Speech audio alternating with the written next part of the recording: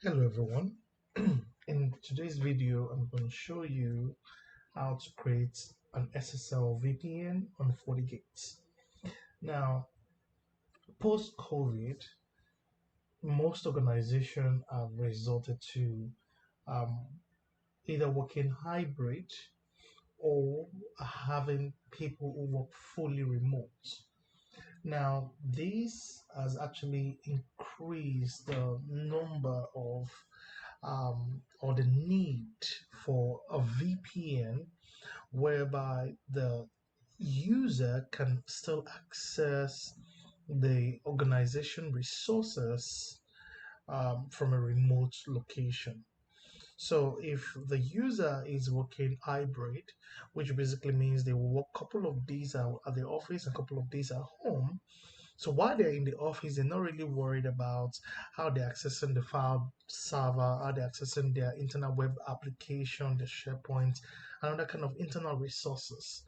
But when you are at home, it's a different ballgame entirely because you're no longer physically connected to the office network. So that then brings in the need for an SSL VPN.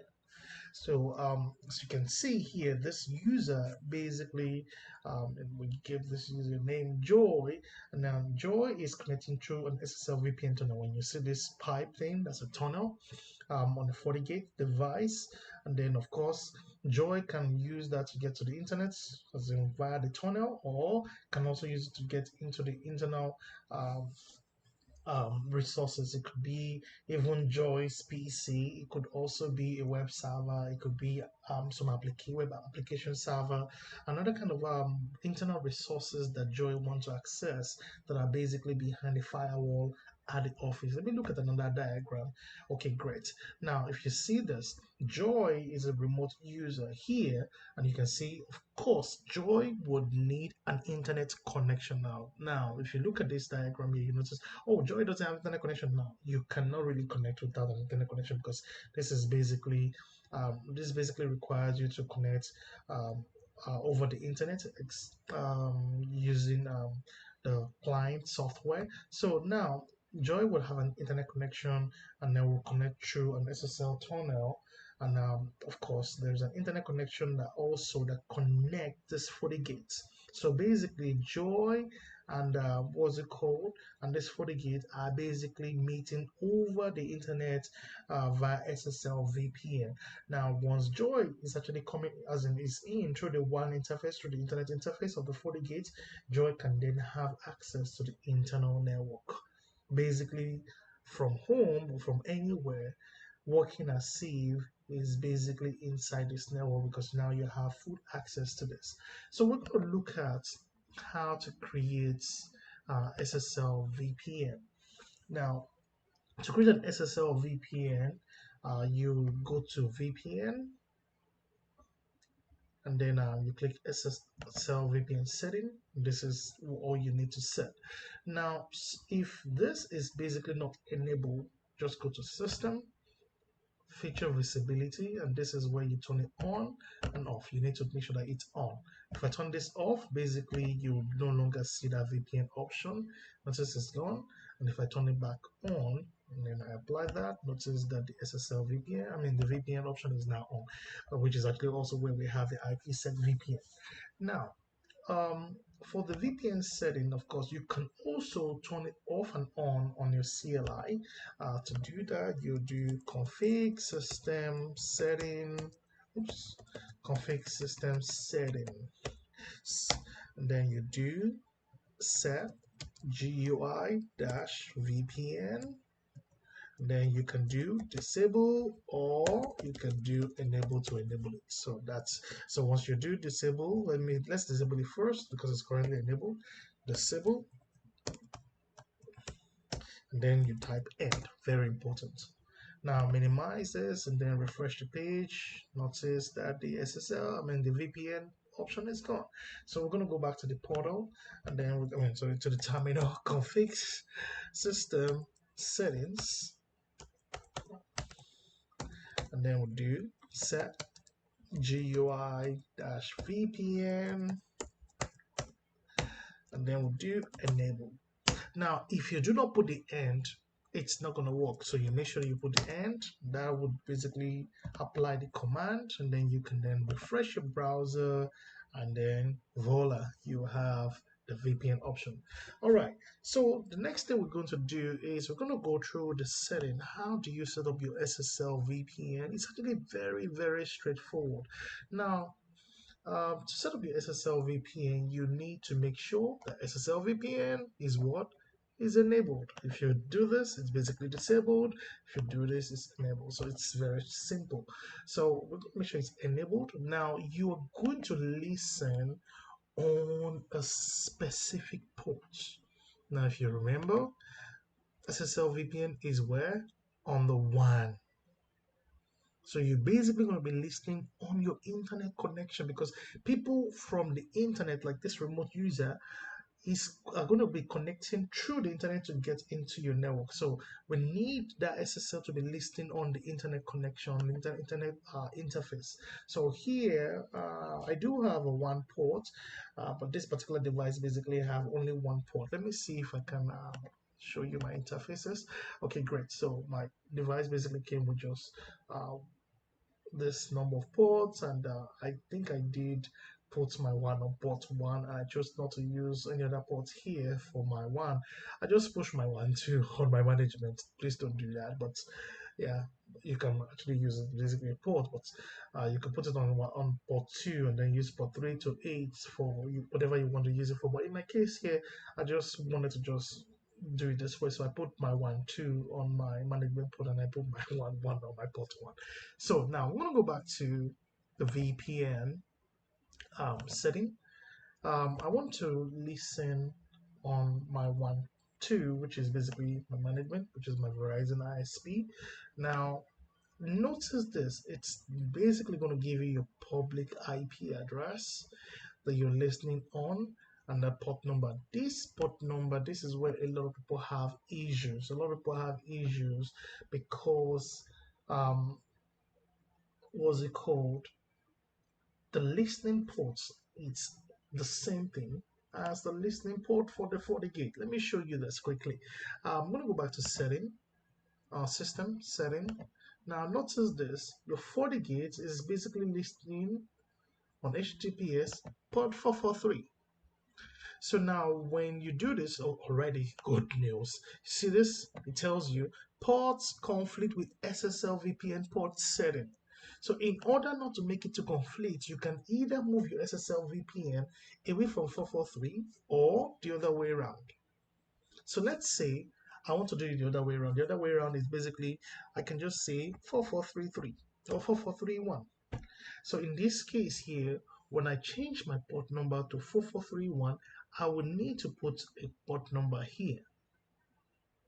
I will no longer be able to access this using without a port number, because by default HTTPS uses 443. So if I apply this, remember the port number is 4431, copy, so I don't forget that, and then apply. Now, of course, you're like, oh, I'm still waiting for this to apply. It's already applied. So now open your browser, HTTPS, type in your IP address, now colon 4431, enter. Now notice this, it basically just opened. Now if you go back here, you see it say, oh, time failed, this and this. Now that's already basically logged because now we're using the wrong ports. So now with this setting that we've just changed, it's no longer conflicting with what? SSL VPN. So if you go back to VPN now, and then you go to setting, we have this 443 available without it conflicting. Now, I would not put my SSL VPN on 443. Nor would I want to put my, what's it called? My web interface also on 443. I basically will actually put them on a custom port. But sometimes some people would say, oh, because I'm accessing it from a particular firewall, those custom ports are not working. So we sometimes allow SSL VPN to go on 443 so that they are not having this issue of those custom ports being blocked. So this is why you might want to do this. I've had clients request that their SSL VPN be put on 443 because they have a firewall for some of their users blocking those custom ports. And of course, because the users do not know how to go and add those custom ports on their firewall to enable it, they basically just would say, okay, it's just best to have their SSL VPN listing on 443. Now, what I'm going to do is click on the listening interface like I've explained to you. You could use your 1.1 if that's the interface you want to use for the internet. You could use your 1.2. So in this case, I'm just basically using my 1.2. So now it basically will give you your public IP address. Now, this is very, very important. Allow access from any host. Now, allowing access from any host is the default setting. Is the default setting. But you can basically limit access to specific hosts. Now, one of the ways that people do this is that they basically would limit the access based on country. Isn't that cool? Like I'm in the United States, and what they would do is just click create, and then click address.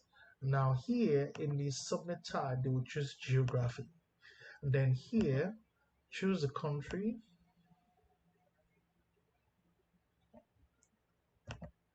and then in this case here, the interface you're listening on is basically this one here. But for me, I'll just leave it on any for now. And then they will just say country, United States, or USA, United States of America. So click on this. Now we can basically just choose the country. So this is now going to limit the hosts. Then the connection will come only from IPs that are in this region. Now, the implication of this is when you have those company staff and going to Mexico, and then for let's say vacation, for business conference, or for meeting, or for any other kind of work related, or they just want to go to Mexico for anything, which is just basically the neighboring country of the United States, then they can't really remote into the network again because now they've changed location. So that's when this basically comes in. So of course, limiting is very good, but it comes with its own option as a limitation as well. So make sure that you understand the need of the client before you start limiting. So I would not just limit without understanding the client's need for the limitation. The next thing you have is hide do logout.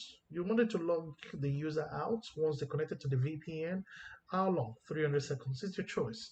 Now here you have the certificate. This certificate is very useful.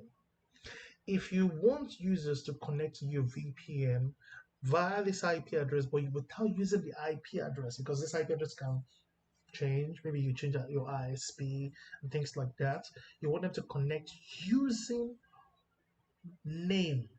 Like sometimes they might want to use remote.vpn dot whatever, or they might want to use vpn dot the company name.com. So that's certificates for that particular domain. You will need to upload the certificates here. So once the certificate is uploaded here, that then allows them to connect to the VPN using the certificates.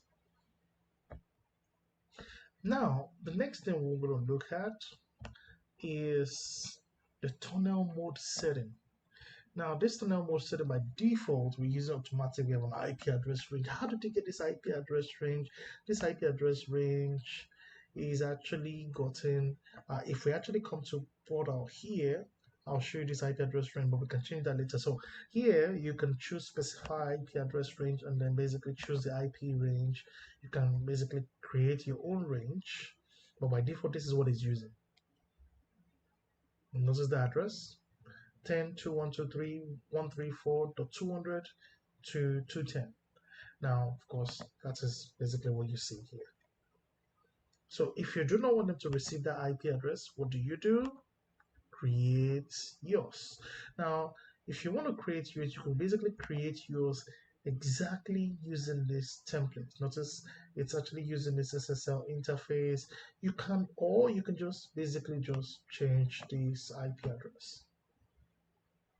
So in this case here, for now, I'm not going to worry about it. I'm just going to leave it on the default. Now, DNS is another major issue that I've seen people having issue with when it comes to SSL VPN.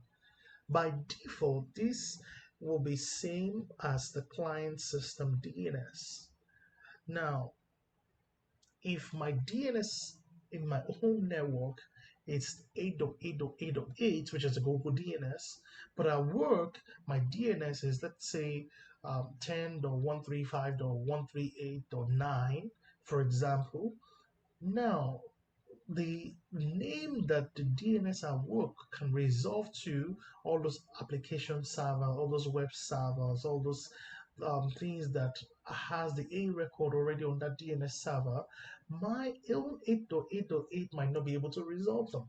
So in that case, you might want to specify the DNS that you want them to connect through. So you can just say 10.199.135.9 or whatever the DNS is. But if you don't want to do that, you can also have a secondary DNS. If you don't want to do that, just leave it at this. Or you want to force them to use a Google DNS, just do that. And then say it's your choice. Or let's say full Google DNS 8.8.4.4.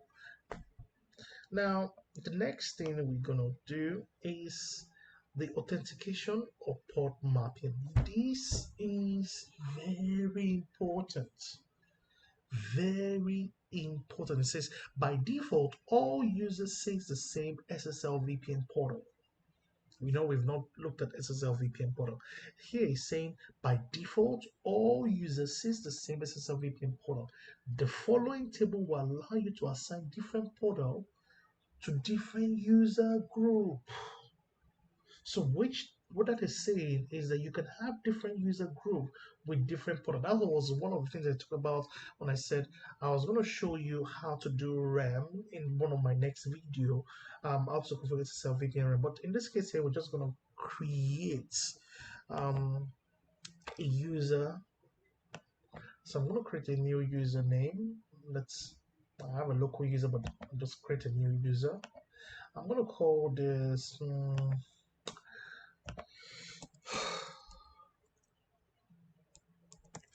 my remote user. I'm going to set the password and then click next. Two-factor authentication is actually very, very good. You are talking FortiToken or FortiCloud. FortiToken Cloud, you can use any of the two as long as you have the token.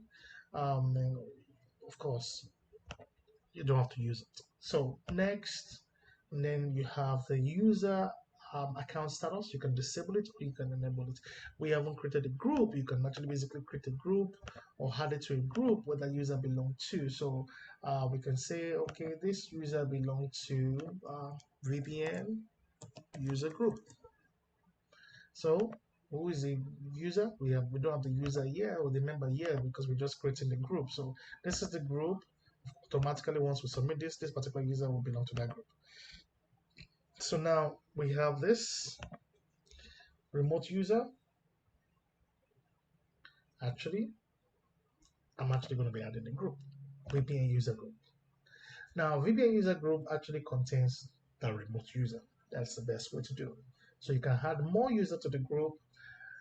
So now, next thing we're going to do is to select the portal. We have full access, tunnel access, web access. We're going to look at what this means. So now I'm going to click on full access.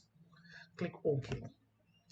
Now, once you've done this, you're almost done. Now, notice this. No SSL VPN policy exists. Click to create a new SSL VPN using this setting. Now, before I click on that, I'm just going to click on apply. Now, give me a moment. Yes, it's saying by default, please set the default portal. Yes, because this is not set. So I'm just going to set this. All other user, I'm going to set that one to just use web. Then once you do that, click apply. Now notice this message is still there. This, of course, this is gone already because I've already make changes to that effect. I've changed that, so that is no longer applicable. If you click apply, you will not see that error anymore. Basically, that's just successful. Now it says no SSL VPN policy exists. The SSL VPN policy is the policy that allows the user when they connect to the SSL VPN via internet to get to the internal network. Sometimes you want them to go from this to the internet network and also to be able to go to the internet through the SSL VPN as well. So those policies is actually as in what you actually need to do. So let me go back to the policy. So here, click here to create SSL VPN policy using this setting. That's actually easy. So now notice this, it gave us the tunnel, the interface, which is the tunnel. So now you want it to have access to internal resources. So I can just say here SSL VPN to, I like to do this to internal.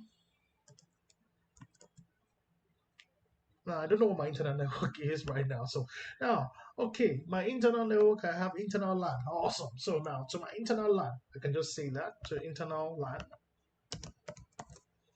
If you wanted to connect to the camera VLAN, the monitoring VLAN, the server VLAN, you need to create a policy for those. But in this case here, it goes only to internal LAN. So now we're going to just do that internal LAN and then click um, the so that we just name it. So next, outgoing will be internal LAN. So we're coming from the VPN. We're now going into the internal LAN. Did you see that? That's the way it works. So now the source will be anything coming from the SSL VPN. You could basically say all. Or since this SSL VPN has its own address, which is this one here, remember, you can just choose that. Now it says one user or group is required. So you basically need to have a user. Remember we created a user group earlier, which was called what? The VPN user group. So that's basically telling you that, okay, any source coming from this particular IP address 10.212.134.200, but also is a member of this group. We have just one member there, which is my remote user. Now, that is basically what that is telling you. That is saying any source coming from any of this, now going to the internal LAN. Now, in this case, I do have my internal LAN address. This is my internal LAN address. I could just click on this. Some people will just click all. It's basically will still work. So click internal address. And that is what you need. Now, the next thing we need to do is to click services and we say, this case here, what do I want them to have access to when they connect to my internal LAN? If you only want them to have access to web, you do this.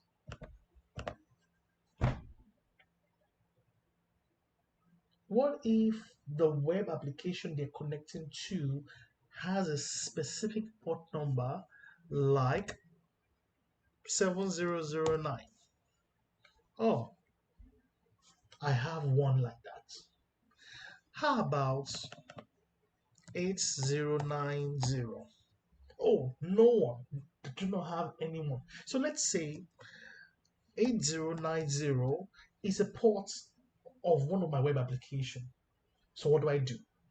Click create services.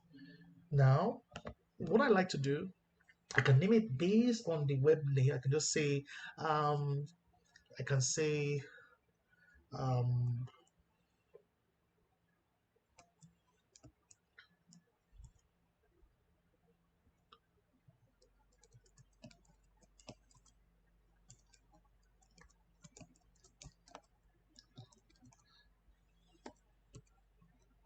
8099. I can't remember the port number again.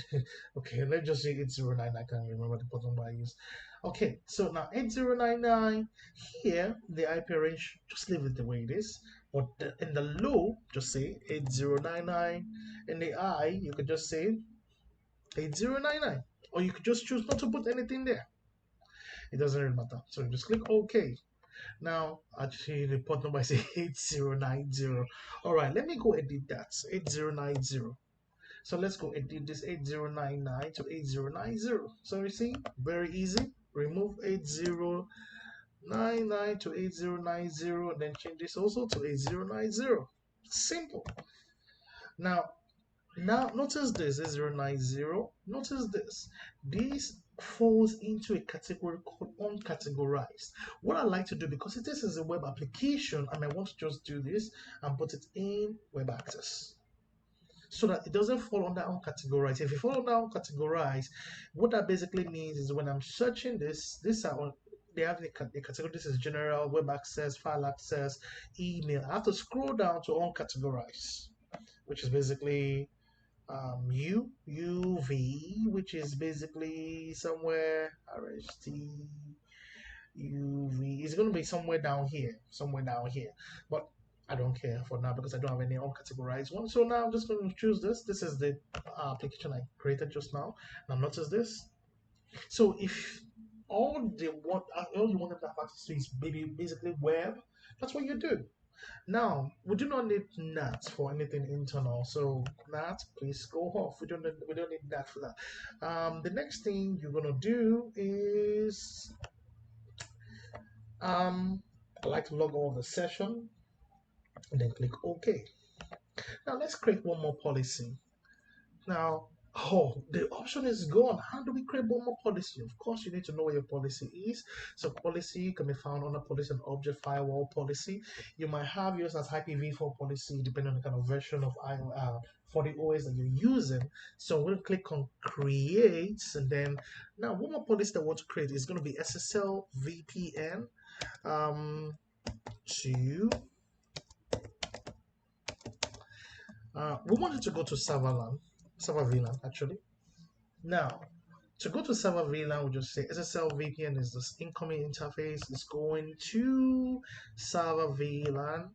And this time around, I just would say anything coming from this SSL VPN, remember, it will say you need to add the user or the group. So in this case, I don't want to add a user because this user belongs to a group just in case I have other users in that group. So click on the group name. Now, destination. The destination is going to is my server VLAN. So just click on my server VLAN. So that is very good. The next thing I'm going to do is services. This time, I don't want to specify any port number or any service. I just want to say I wanted to use all the services, which is basically any. If you use 240 as in Cisco. So you notice here if I over on it, you notice it says protocol any. That's basically what it means. So let me just edit this. Notice it says IP. In Cisco, if you do access list, you'll see something that they call IP any source, any destination, or IP any something like that. So any is basically IP. When you say IP any, we're basically saying any protocol using an IP, any protocol using an IP. That's what that basically that's what this all means in FortiGate. So in this case here, we're still going to turn off NAT, and then we're going to scroll down and then turn on all session for the log. Click OK. Easy. Now, this is what you use to know if there is traffic on your 40, as in on your VPN. You see this byte will be increasing from 0. So right now we still have it on 0, but now there is one thing missing. If we go back to this topology here, this topology basically says, okay, this user has internet connection, it connects through the SSL VPN via internet, and then it's trying to access the internal resources. If that's all you want, you wanted to connect to the network and just access internet resources, that's fine. But in that kind of case, you're basically going to need to use split tunnel. If you do not use split tunnel, what happens is that it would actually be saying, okay, I can access these resources, but I can't get to the internet. And that's an issue. So we want it to be able to access the internet resources and also get to the internet. So we're going to be using full tunnel. So if we're using full tunnel, which is exactly what we did here, let me show you again. If you remember, the tunnel we use is full access, full tunnel. Now, what we want to do is to create a policy that then allows the SSL VPN. Once I'm connected to SSL VPN, I also want to still have internet connection. But I do not want to be using my own internet connection because I don't want to use split tunnel. I basically want to be using the internet connection of the office so that my IP basically will appear to be as if I'm working from the office. That is actually very useful in some scenarios whereby your IP is mapped for allowed only for a particular application, etc., etc., like that. So yeah, that works. So what we're going to do is to create another policy. This time it's going to be SSL VPN. I'm going to say to internet. That's cool. Now here we're going to say we're coming from SSL VPN and we're going to where? We're going to the internet. Now the internet we can be going through, in this case here, notice I do have SD1 actually activated. Now if you notice, if we look through this very well, you will not see Verizon. You notice when I was adding my SSL VPN, we have Verizon and we also have the 1.1. So in this case, we do not have because both of them are actually added to my SD1. So in this case, I can only use this. Your scenario will be different from mine. You might not have two internet connection. You basically might have just one internet connection. One of my video basically talking about SD1. You can actually, I actually would link it also in this in the video, so you can actually watch it. Now, SD1 is actually very cool to use. It basically helps you to just utilize the dual internet connection that you have. So in case one of them fails, the other one is still working. So you're not losing internet access at all. So in this case here, we're just going to say, yeah, when you get in there and you're trying to go to the internet, use the SD1 connection. Wow, that is very generous. Now we're going to say if you are coming from this specific IP address range, of course, as usual, you must belong to the VPN user group. Now, what if you want to belong to multiple user group? Yeah, we can just add as many user group as you want. So, but in this case, I don't want to do that. So now, but of course you can. Now, destination, because I'm going to the internet has to be any. I'm going to repeat that again. The internet has to be what? Any. Except if you only want them to go to the internet to access specific things like Yahoo, yahoo.com. That's the only thing you want them to access. That's fine. You can limit it by creating something. Or you could just come to internet address and say, yeah, I only want them to be able to access Dell or GitHub or GoDaddy or Netflix. You could just say, okay, I want them to access Sophos or Splunk, Trello or VMware. These are the kind of things that you could just basically say, okay, this is what I want them to access, or Microsoft Web or Outlook. That's all I want them to have access to. So you could just choose as many as possible. It doesn't, you can just choose as many options as possible. So Office 365. But in my case, I'm not gonna do that because now I'm just gonna say anywhere. Now services. We've talked about this, so I'm not gonna repeat again. I'm just gonna say all basically means all services, all ports. Then, because you are going to the internet, make sure that NAT is enabled. If you remember the other two policies we've created earlier, we disable NAT. But now, because we are going to the internet, not the local LAN, we have to enable NAT. To enable NAT, make sure this is just green. That's all. Scroll down, all session, and then click OK. Oh, yeah, the elephant in the room. SSL VPN portal full access has split tunnel enabled, which does not allow policy to be all. Now, when I was learning SSL VPN, what I always would do is like, oh yeah, just upload this error, cancel. No, I'm not doing that anymore. This is what I would do. Come here, just say, okay, I hear you. I'm gonna go to Outlook. Just say Outlook, remove the all, and then click OK. Now, that is temporary. Temporary. Because I'm then going to go to resolve that as an issue with the portal. Full access that has a split tunnel enabled, and I'll just click disable.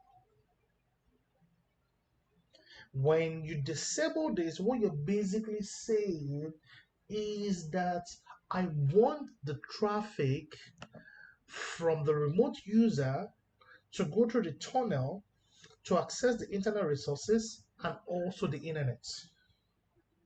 If you want it the other way, whereby you only want the traffic to just go in and access the internet resources, but to use your own internet, then that split tunnel will need to remain enabled. But when that split tunnel is enabled, what you need to do is to then specify which network you want them to have access to. You say, okay, I want them to have access to my internal LAN. I want them to have access to my VLAN, sorry, my server VLAN.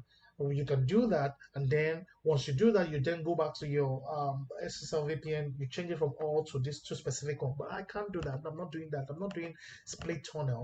So I basically want them to have access to the internet, because normally you will not need split tunnel to access the internet. Split tunnel is using your own home internet connection. But when you want to use your office internet, split tunnel needs to be turned off. So that is what we're going to do. Turn off split tunnel, click OK. Go back to the policy again. And then the policy we're looking at is SSL VPN to internet.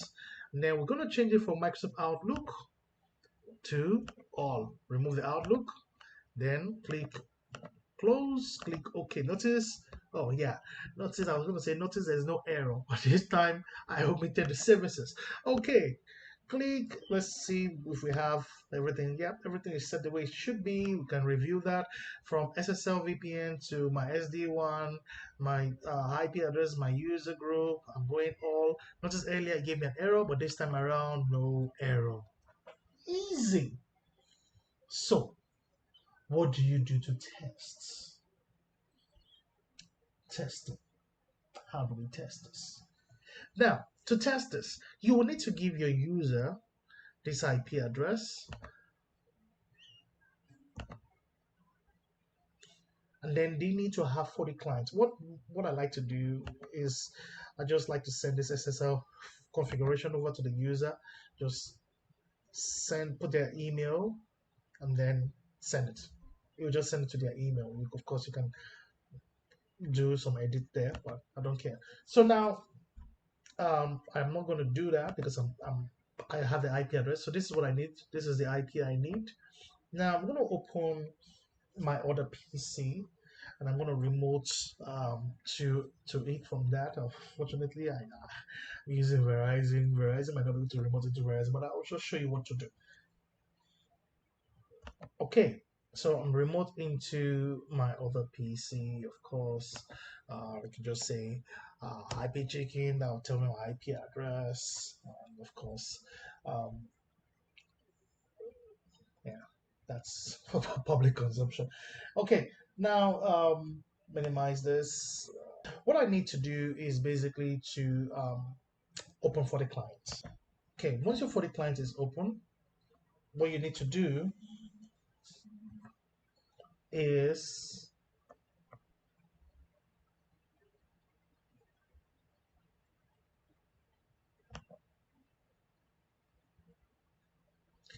click add a new connection. In the SSL connection name, you can call it any name you want. You can say, oh, remote access. It's any name you want. You can just also name it based on location. You can say office VPN. Whatever you want to name it, it's basically your connection name. But the most important thing here is the remote gateway. You need to remember the remote gateway that it gave us.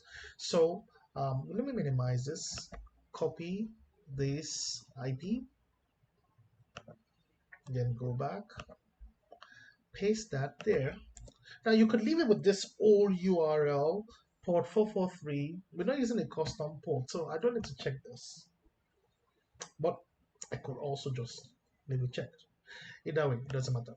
So now using port 443, I can leave it like this. I can remove it. I can just put in the IP address only without the HTTPS. It's very flexible. Now the next thing you need to do is, now what username? Remember we say we have a remote VPN user as the username. Let me verify if that is the correct username again. To verify that is going to be under users. We define it under user definition, and this is it, my remote user. See, I made a mistake. Okay, great. My remote user, my remote user, my remote user. So, yep. So what this does is that this would always have my login, my username saved. If you don't want to have it saved, you just don't need to check the box. So I'm going to click save.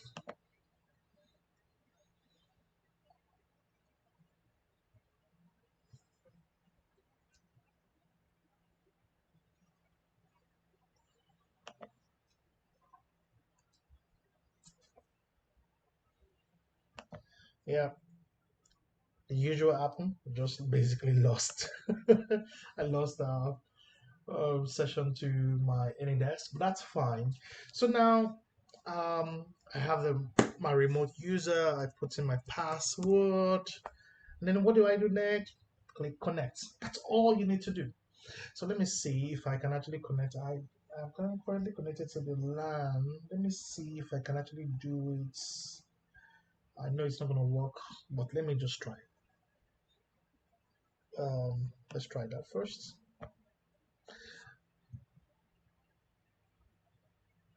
So what happens is that once this is connecting, it basically would, for the first time, stop at 40%, and then it will show you this security alert. Just click yes. Once you click yes, go to 98. Yeah, this is going awesome. It basically connected because I think it's basically using my primary connection instead of my secondary connection.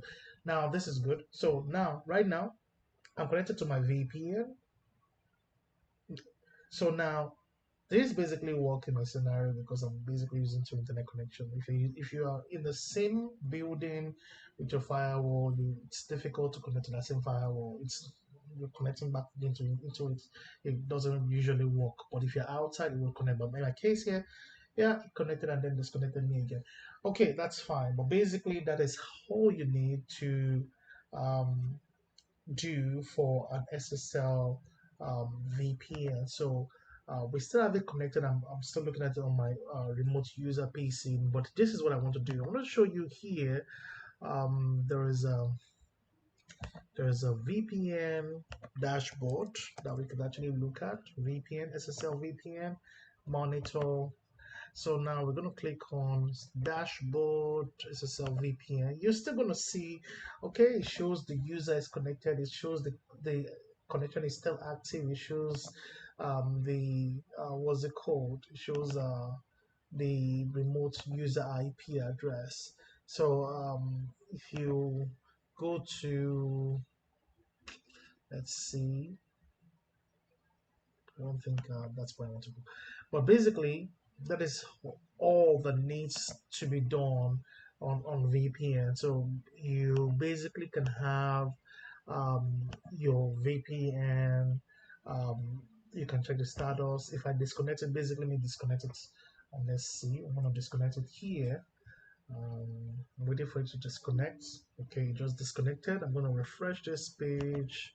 Notice that it's gone. I'm gonna connect it back. Wrong password. So connecting it back. Waiting for it to connect. It's still saying connecting. 48%. Okay, now this time around it did not work. Okay, it's saying I put in the wrong credential. Let me hope I put in the right credential, but either way, I'm not really worried about it anymore. So basically, that's just basically how to just connect into SSL VPN. Okay, right. I put in the right credential now. So I'm going to refresh this page. Notice it connected back, give me the time frame when it connected. It says the connection is active at this point. So, and then if you go to your logs and reports, and then you see this is the user. Let me see if I can actually open a website. Let's open speedtests.net. Of course, the log takes a while to come onto the FortiGates, but I'm going to open speedtest.net. I'm going to run some speed test.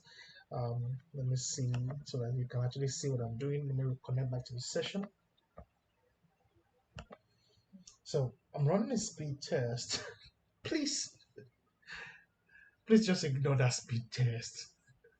That's basically ridiculous. I told you I'm actually connected to myself back at home.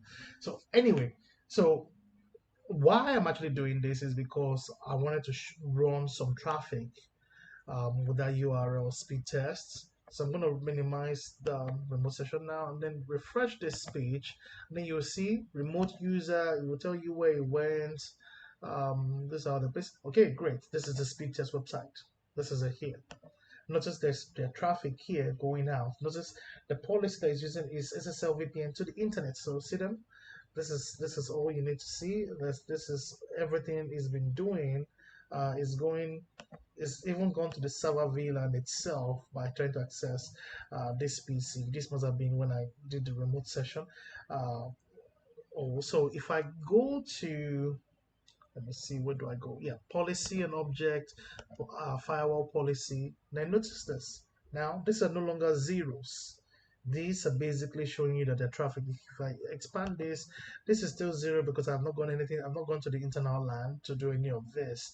So, but this one here, notice there's traffic here, and then there's traffic here. When you see this, you should know you're on the right path. I hope this video has been very helpful. Please like, share this video.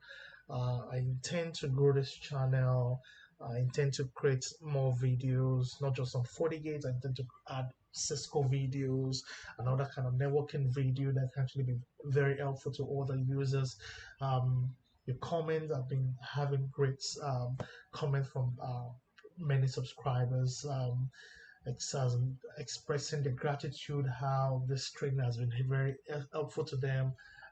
Many of them have thanked me that I try to explain the video, making it much more simpler. I'm sorry that it has to be this long, about almost 15 minutes long, but I just want to ensure that when you sit down to set up an SSL VPN, you basically understand what you're really doing. It's not just setting it up. You need to understand, why am I doing this? What is this for? And that is the purpose of me taking this time to explain the video. And like I said, please share this video, like, put some more comments. Thank you so much for your time. Thank you for viewing. I will be releasing another video very soon to talk about SSL VPN RAM. And then we'll move on from there to other wonderful videos. Thank you so much.